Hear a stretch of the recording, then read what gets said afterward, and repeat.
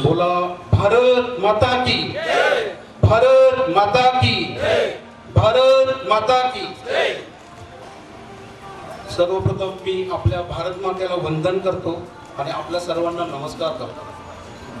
आजच्या या भारतीय प्रजासत्ताक दिनाच्या आपल्या सर्वांना हार्दिक हार्दिक शुभेच्छा। आपल्या कंपनीतल्या HR डिपार्टमेंट आणि सिक्युरिटी डिपार्टमेंटने पुढाकार घेऊन आज एक प्रजासत्ताक दिनाचा चांगला कार्यक्रम या ठिकाणी आयोजित केलेला आहे आणि या कार्यक्रमासाठी आपण वेळात वेळ काढून आवर्जून या ठिकाणी आलेला आहात, आनंदाने त्यामध्ये सहभागी झालेला आहात। त्याबद्दल मी सर्वप्रथम आपणा सर्वांना धन्यवाद देतो। आजच्या दिवशी ज्या आपल्या क्रांतिकारकांनी, थोर देशभक्तांनी जे बलिदान दिलेलं होतं, जे देशासाठी कार्य केलेलं होतं, ज्यामुळे हे आपल्याला आजचे दिवस आलेले आहेत, आपण आपल्या देशामध्ये पुन्हा कोणीला नांदत आहोत, ताट मानेने राहत आहोत। या सर्व क्रांतिकारकांचं, देशभक्तांची आठवण ही आपल्याला आवर्जून येते। तर ज्या ज्या क्रांतिकारकांनी, देशभक्तांनी आपल्या देशाला स्वातंत्र्य मिळवून देण्यासाठी प्राणांची आहुती दिली, त्या केला कष्ट घेतले आणि आपल्या देशाला एक स्वातंत्र्य मिळवून दिलं आणि त्याच्या पुढे जाऊन आपले जे महान विचारवंत आहेत, ज्यांनी आपल्या देशाला एक प्रजासत्ताक दिनाच्या प्रजासत्ताक देशाच्या स्वरूपात पुढे आणलं, त्या सर्व क्रांतिकारक आणि थोर महान नेत्यांना आपण आज वंदन करूया आणि आपण त्यांच्या प्रती कृतज्ञता बाळगूया आणि त्यांच्यामध्ये आपण आभार व्यक्त करूया। आजची परिस्थिती जर बघितली तर आपला देश जगाच्या पाठीवरती विचार केला तर आपला देश एक फार मोठी आर्थिक महासत्ता, एक बलाढ्य देश या स्वरूपामध्ये पुढे आता नावारूपाला येत आहे। आता संपूर्ण जगामध्ये जवळपास लहान मोठे मिळून साधारणतः 190 ते 195 देश आहेत। ह्या 190 पेक्षा जास्त असलेल्या देशांमध्ये जे आर्थिक महासत्ता असलेले जे टॉप 5 देश आहेत, त्या टॉप 5 देशांपैकी आपण एक आहोत, याचा आपल्या सर्वांना सार्थ अभिमान आहे। आणि त्याच्याही पुढे जाऊन आपण यावरतीच थांबलेलो नाही, तर आपल्या देशाला आर्थिक महासत्ता करून टॉप 3 आर्थिक महासत्ता असलेल्या जगामधल्या देशांपैकी एक देश बनवण्यासाठी जे आपली घोडदौड चालू आहे, ही घोडदौड करत असताना आपल्या सगळ्यांचं योगदान त्यामध्ये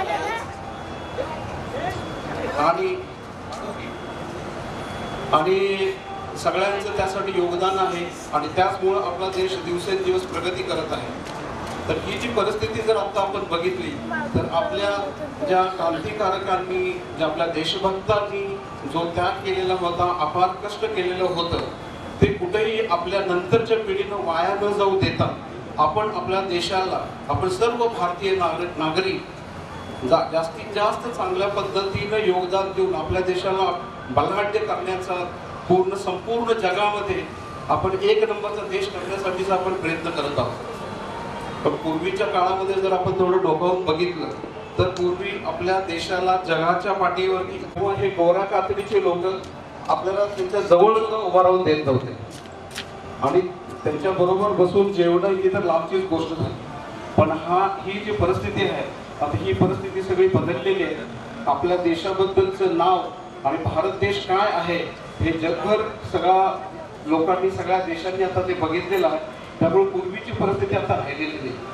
आता परदेशी जाणारे लोक सांगतात की जेव्हा ते परदेशी जातात तेव्हा त्यांना खूप आदराने वागवलं जातं, खूप रिस्पेक्टफुली त्यांना त्या ठिकाणी ट्रीटमेंट देते। माझ्या स्वतःचाच अनुभव सांगायचा झाला तर मी आतापर्यंत जवळजवळ 7 ते 8 देशांमध्ये जाऊन आलेलो आहे आपल्या कंपनीच्या कामासाठी।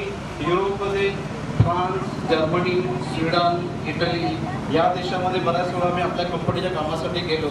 तसे एशियन कंट्रीजमध्ये सुद्धा हाँगकाँग, चीन, थायलंड या देशामध्ये पण बऱ्याच वेळा गेलो आहे। तेव्हा मीही स्वतः अनुभवलंय की भारतातून आलोय किंवा इंडियन आहे म्हटल्यानंतर तर त्यांना एक आपण भारत म्हणजे बोलते म्हणजे काहीतरी आहोत हे असं वाटतं आणि ते परदेशी लोक सुद्धा आपल्याशी अदबीन आणि रिस्पेक्टफुली वागतात, जी पूर्वी परिस्थिती नव्हती। तर ही अशी चांगली घोडदौड आपली सुरू आहे। आता आपल्या कंपनीमध्ये सुद्धा कित्येक गोरी लोक कंपनीसाठी भेटीसाठी येतात, आपण कित्येक परदेशी कंपन्यांना आपला माल सप्लाय करतोय. अशी ही सगळी घोडदौड आपली चालूच आहे. आणि आपल्याला ह्या घोडदौडीवरती समाधान मानून याच ठिकाणी थांबायचं नाहीये, तर आपल्याला याच्याही पुढे जायचं आहे आणि आपल्या देशाला संपूर्ण जगामध्ये नंबर 1चा देश करायचा. आता नंबर 1चा देश करायचा आहे, तर ह्यासाठी आपण स्वतःहून काय कॉन्ट्रीब्युशन देऊ शकतो, तर आपल्याला ज्या ज्या ठिकाणी ज्या ज्या क्षेत्रामध्ये आपण काम करत आहोत त्या ठिकाणी मगाशी कुलकर्णी साहेबांनी सांगितलं त्याप्रमाणे आपलं काम प्रामाणिकपणे करणे आणि आपल्याला जितकं जास्तीत जास्त योगदान देता येईल ते योगदान देणं, हे सुद्धा आपण हे सगळ्या जर छोट्या छोट्या गोष्टी आपण सगळ्यांनी मिळून केल्या तर आपल्या देशाच्या जडणघडणीसाठी आणि देशाच्या प्रगतीसाठी आपण एक हातभारच लावतोय. पूर्वीचा काळ वेगळा होता. पूर्वी इंग्रज आपल्या देशावरती राज्य करत होते, तेव्हा स्वातंत्र्याचा लढा उभारणं गरजेचं होतं, क्रांती गरजेची होती. या गोष्टींची गरज आता राहिलेली नाही. तर आपण एक भारताचे सच्चे नागरिक या दृष्टिकोनातून आपण देशासाठी काय करू शकतो, तर ज्या ज्या ठिकाणी आपण काम करत आहोत त्या ठिकाणी आपलं काम प्रामाणिकपणे करणं, आपल्याला आपल्याकडून जितकं जास्तीत जास्त आपल्याला योगदान देता येईल तेवढं देणं, हे जरी केलं तरी आपल्या भारताच्या प्रगतीसाठी आपण लावलेला एक इनडायरेक्टली एक हातभारच आहे, आपला एक खालीचा वाटाच आहे. तर हे तर आपण करायचंच आहे. आणि त्याच्याबरोबर आपली जी कॅपॅबिलिटी आहे, आपली जी पात्रता आहे, आपली जी योग्यता आहे, तीही आपण कशी वाढवता येईल आपल्याला, याच्यावरती थोडंसं आपल्याला काम करायचं की जेणेकरून आपल्याला देशासाठी, आपल्या देशाच्या हितासाठी आणि स्वतःच्या प्रगतीसाठी जास्तीत जास्त आपल्याला योगदान देता येईल. तर त्यामध्ये वेगवेगळ्या टेक्नॉलॉजीच्या गोष्टी शिकणं, नवीन नवीन काम शिकणं, ते कामामध्ये पारंगत होणं, या गोष्टी तर आहेतच. पण त्याच्याशिवायही आउट ऑफ द बॉक्स जाऊन थोडंसं मी एक शेवटचे 1-2 मिनिटं योग आणि योगशास्त्र याबद्दल थोडंसं आपल्याशी आज बोलू इच्छितो. आज जगामध्ये, संपूर्ण जगामध्ये जे सर्व देश आहेत ते आपल्याला एक आर्थिक महासत्ता असलेला देश या दृष्टिकोनातून आपल्याकडे जर बघतायतच, पण त्याचबरोबर संपूर्ण जगामध्ये आपल्या देशाकडे एक योग गुरु असलेला देश या नात्याने पण आपल्याकडे बघताय.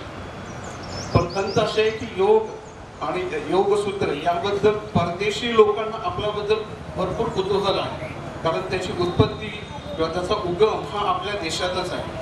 हजारो वर्षापूर्वी आपल्या देशामध्ये एक सप्तऋषी होऊन गेले, ज्या सप्तऋषींनी माणूस हा पूर्ण काय आहे, माणसाचं मन, माणसाचं शरीर, माणसाच्या भावना, माणसाच्या ऊर्जा या संबंधित संपूर्ण माणसाबद्दलचं ज्ञान त्या सप्तऋषींनी आपल्या ग्रंथामध्ये सगळं लिहून ठेवलेलं होतं. आणि ते पुढे जाऊन पतंजलीने ह्या सगळ्याचं एकत्रित करत गेलं आणि त्यावरूनच योगसूत्र, योगशास्त्र हे पुढे सगळीकडे संपूर्ण देशभर पसरायला लागले.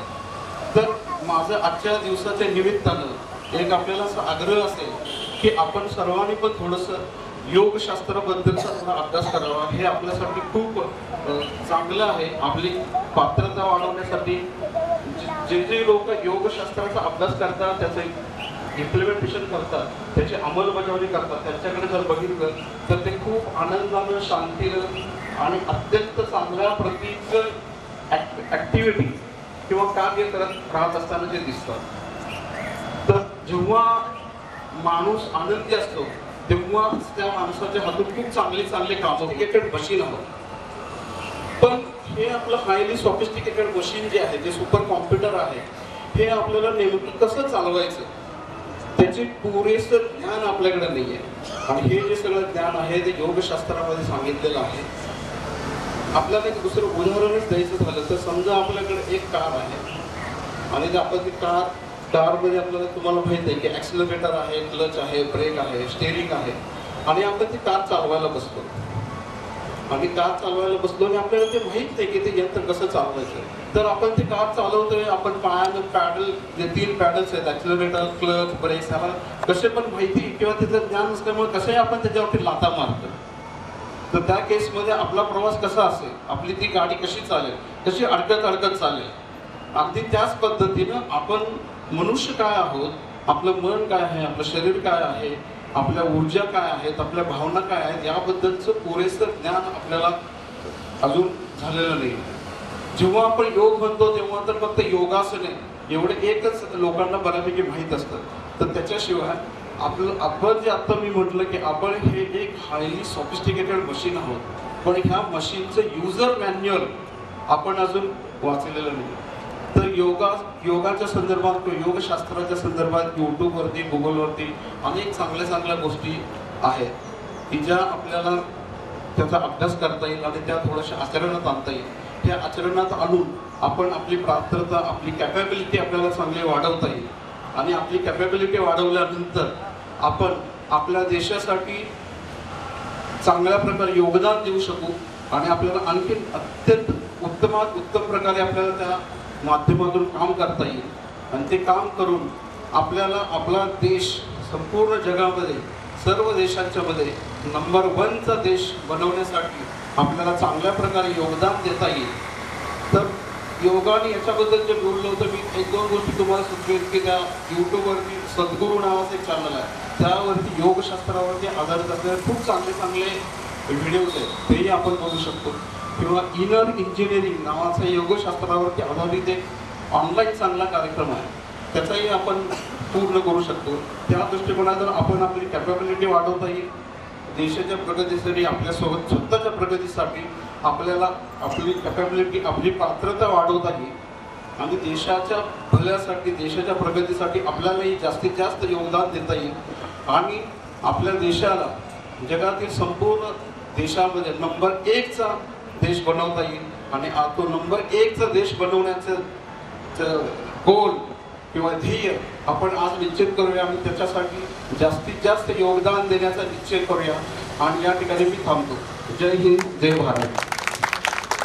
धन्यवाद. होतं